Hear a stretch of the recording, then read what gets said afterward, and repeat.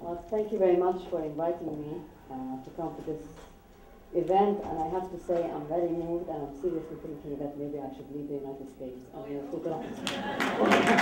I feel a bit in awe now because I thought I need to explain the whole conflict as I usually do in the US, but I feel now I'm already with a company of the converted, and I'll have a little bit to shift my gears and go on a different level, but I'm very pleased and I'm very impressed with the level of activism of students here, and I hope you can influence your friends on the other side of the border because they really need some help there.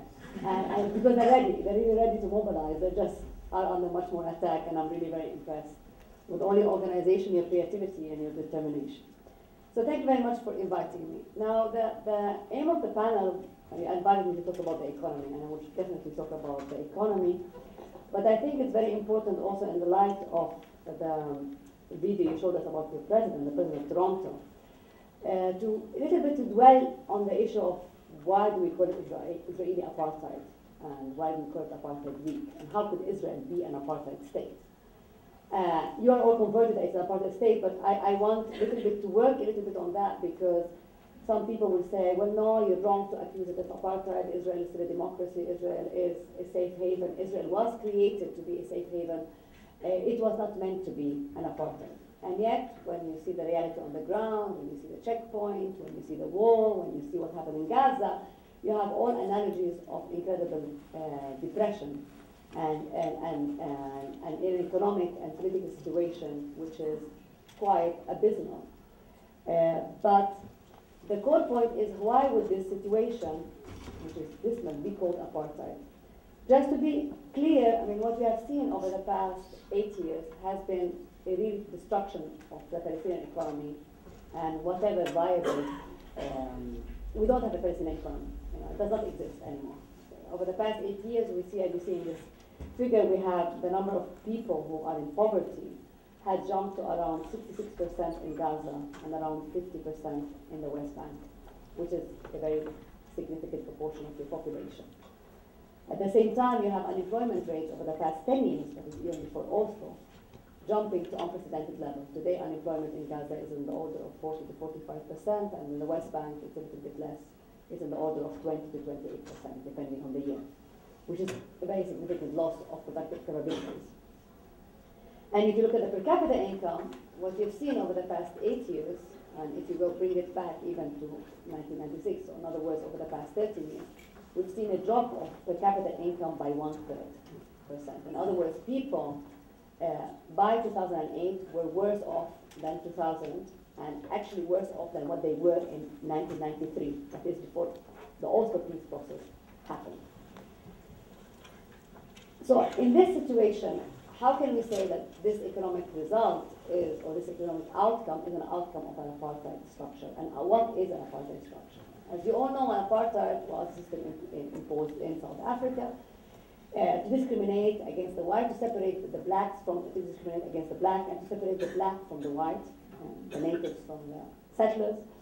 And it was based, above all, on creating a system of separation based on economic segregation and economic dependency at the same time. You had the pass laws, which were very important, which were the passes by which people could move around, and the blacks, the natives could work inside white areas. And you had also territorial recreation of the reserves, where you put the natives, the original inhabitants of the land, in only 13% of their land in South Africa.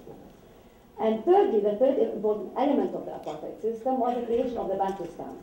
And the Bantustans was an attempt to give the indigenous population political independence and political autonomy outside of white Africa. In other words, create a legal political structure of separation in which the blacks will be held in these reserves, which were now named Bantustans, the Bantu land, and that was already in 1951.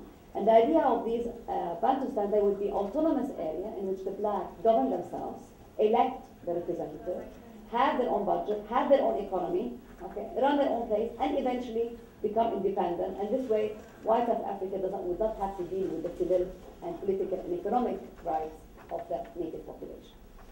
That was the apartheid system. Now, how could have Israel become that? I mean, most those in the activist world are very much familiar with the apartheid analogy and we accept it. The academic world, it was very much rejected. Although I think now there is more and more realization that it is a viable comparison and it's valid. But the starting point has always been that it's true, many Israeli historians even admit it's true, Israel and apartheid South Africa were both colonial projects, were both based on white settlers coming to the land already inhabited by other people, expelling the indigenous population and creating their own polity. But according to a number of researchers, Israel and apartheid South Africa went into two different lines 60 years ago. Israel avoided at all costs to pursue an economic and demographic strategy on which apartheid South Africa relied.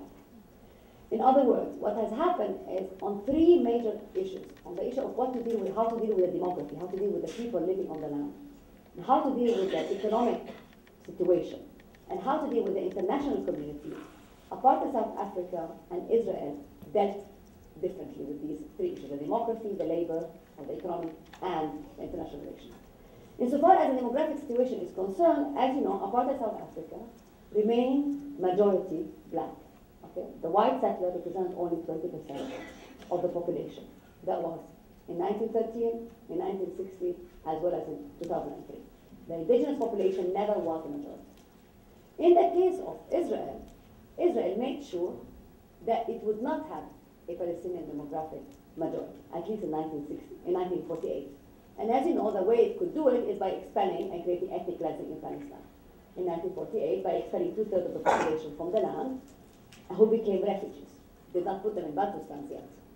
But the important thing is when the state of Israel was created in 1948, which is the same year that the apartheid system was imposed in South Africa, Israel was, the majority of it was Jewish, only 20% were Palestinians. And up until today, all the Palestinian citizens of Israel represent only 20% of Israel, not 80% of Israel, unlike South Africa.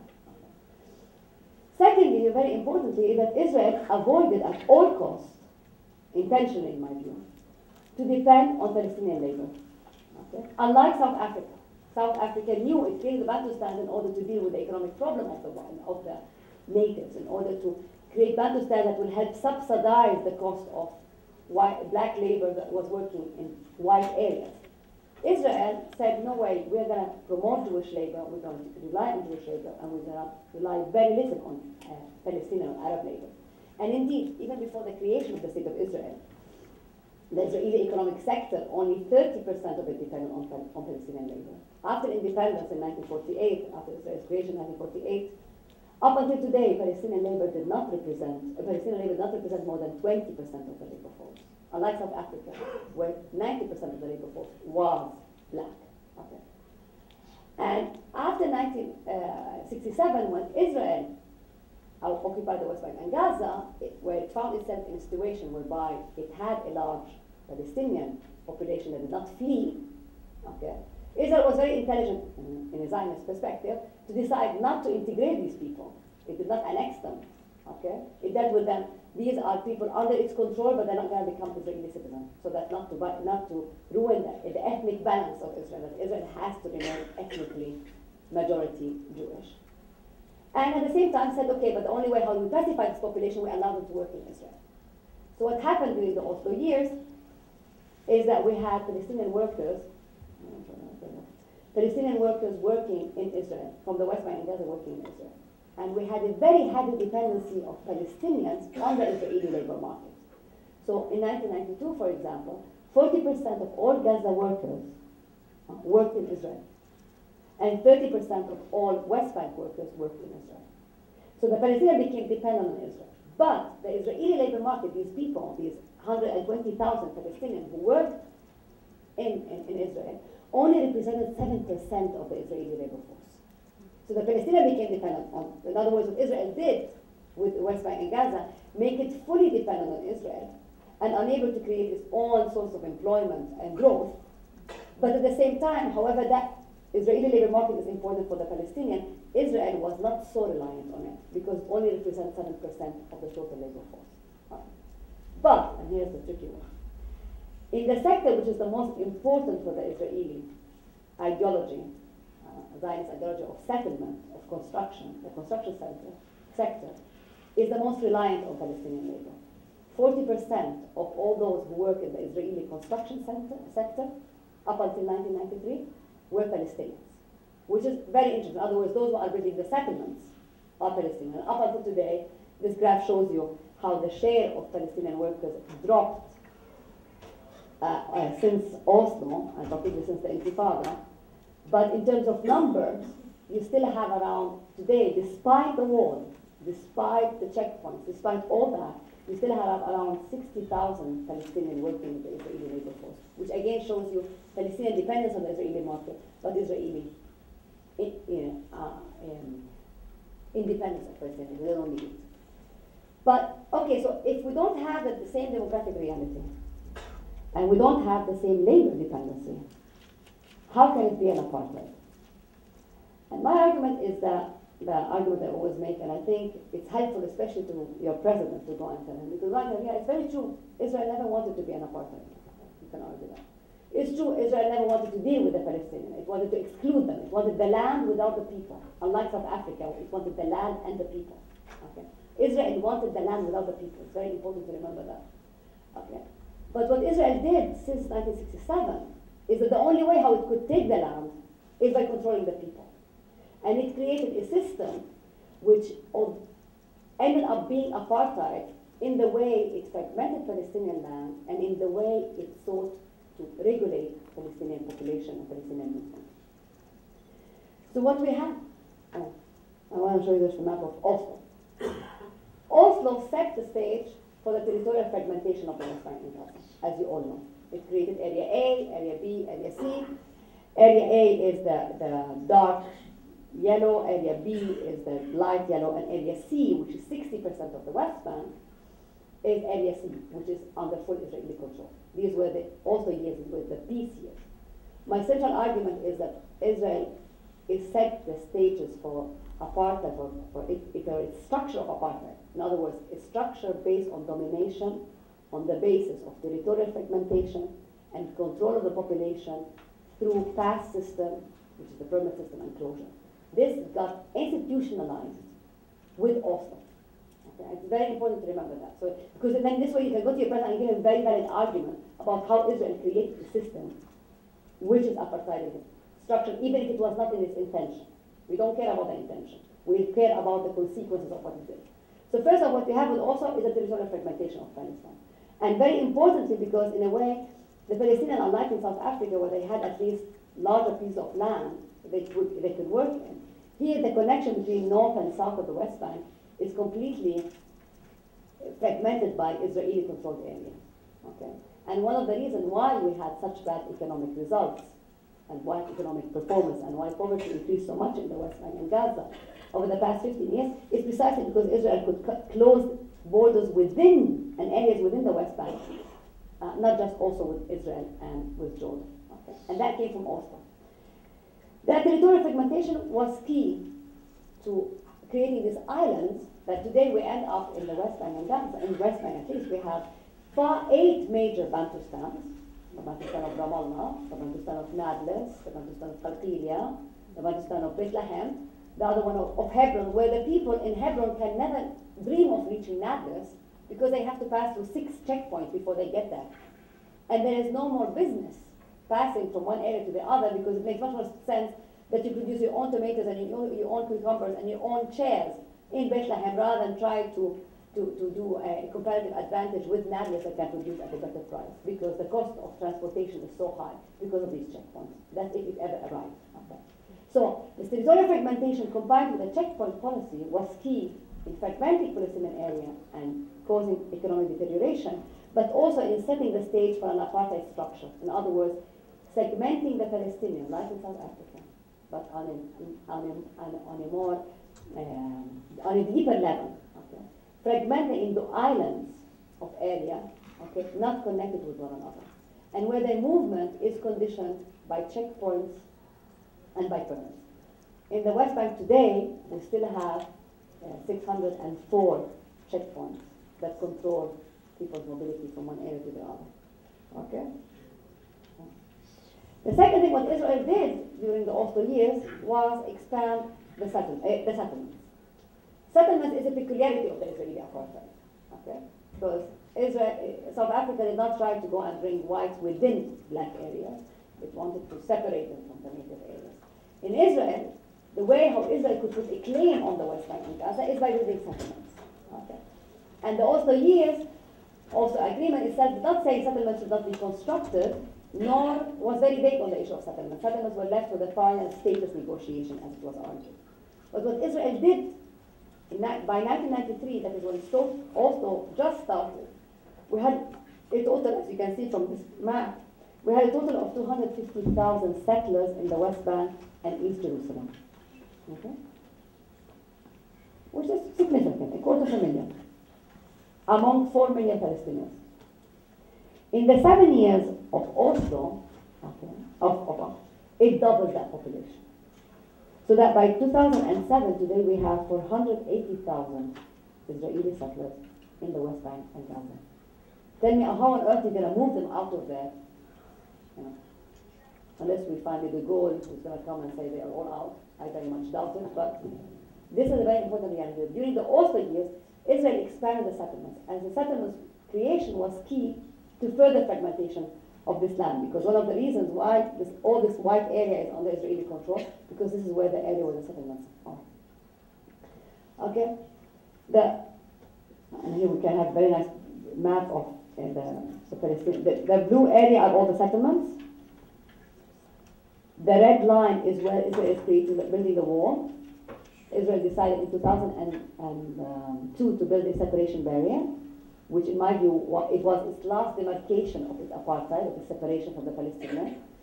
It built a wall unilaterally, not on the green line. Upon its completion, this wall would absorb into Israel 11% of the West Bank. And it's not just the size, that percentage, which is important. It's the fact that this percentage effectively consolidates, institutionalizes the separation of the West Bank, the north from the south. Okay? You see, that is the area that Israel wants to annex. Okay? You say, okay, it's not too much. Huh? But actually, no, it goes further inside the area because there's still settlement there. The plan is to incorporate 90% of the settlement inside Israel. So it will go deep into the West Bank. So now, for example, if you are in the center of the West Bank, you want to go to the north, you either have to go down the Jordan Valley and up, okay, to reach the people, or you're going to be waiting at checkpoints until you get there. Okay? Mm-hmm. And this area, Israel wanted, the gray area wanted to be demilitarized. So the Palestinians, by now, what they have is not a Palestinian state. What they have is a fragmented area which is territorially unconnected and is only 54% of the original West Bank. Okay? That would be the Palestinian state, so to speak. Okay? And all these blue lines which you see are the bypass roads that connect the settlements of the West Bank into Israel. And all these yellow things there are the major checkpoints. So you're really creative, but do you see neatly how we really have 3 major regions? We have the north, which is separated from the center, and separated from the south because of the Jerusalem enclave, because Israel intends to incorporate the whole of Jerusalem into Israel. Okay? So Israeli apartheid is a system which has been based on territorial fragmentation of the West Bank, helped by the creation of settlements. The settlements were key for this territorial fragmentation, plus the checkpoint policy. Combined to that, we have the permit system. What the permit system did, Israel did not have permits for Palestinians. Palestinians before 1988 could go, anybody from Al-Qa'ila to Karen, could go to Israel without a problem. You did not have to have a pass system. You did not have to, everybody worked, you know. People went and barbecued on Tel Aviv and Jaffa. You did not have that problem of moving. In 88, they started introducing, after the first intifada, introducing permits, which were security issued IDs by Israel. But after 1993, with Oslo, the Palestinian Authority, agreed that Israel had the right to define on what terms any Palestinian enters into Israel. And given that Israel controls, as I said to you, 60% of the West Bank, it ends up being Israel is the only one that can decide who can move from Nablus to Khalqiria or from Nablus to Jerusalem, because there are checkpoints on both sides which are controlled by Israelis, given that Area C is under Israeli control. Okay?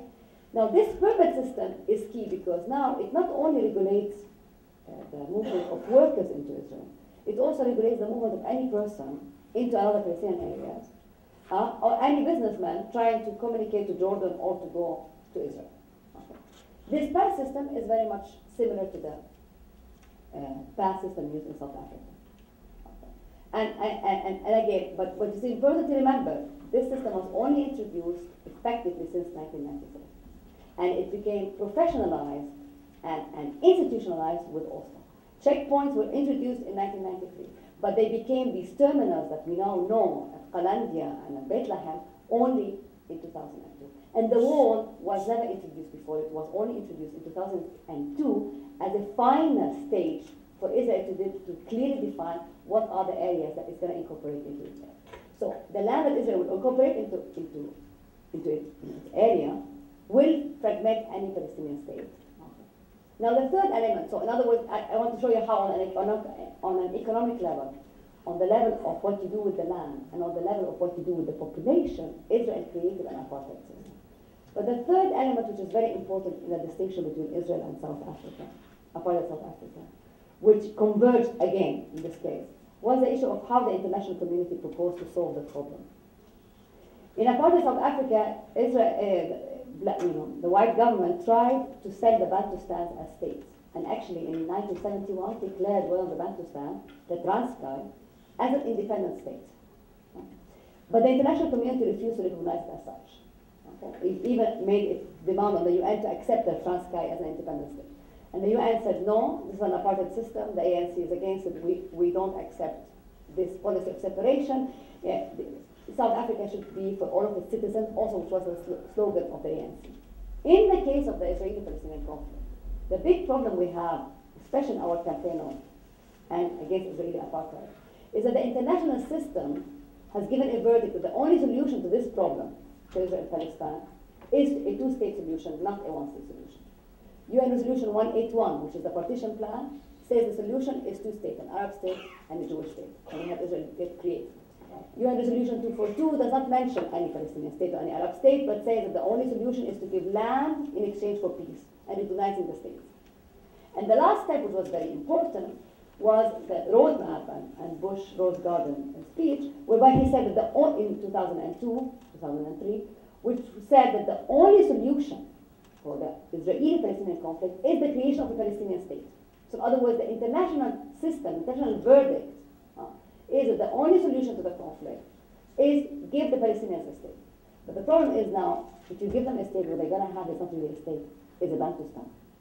And this is why it's so important to remember, whoever argues with you that the Palestinians are getting a state, they are equal to the Israelis. We need to argue and we need to answer, and we can show it with facts, numbers, maps, and figures that what the Palestinians have is a Bantustan. And what has happened is that the two-state solution has been killed by Israel. And the only solution we have now is an apartheid, is a one-state solution because we have an apartheid reality. That's it. Thank you very much.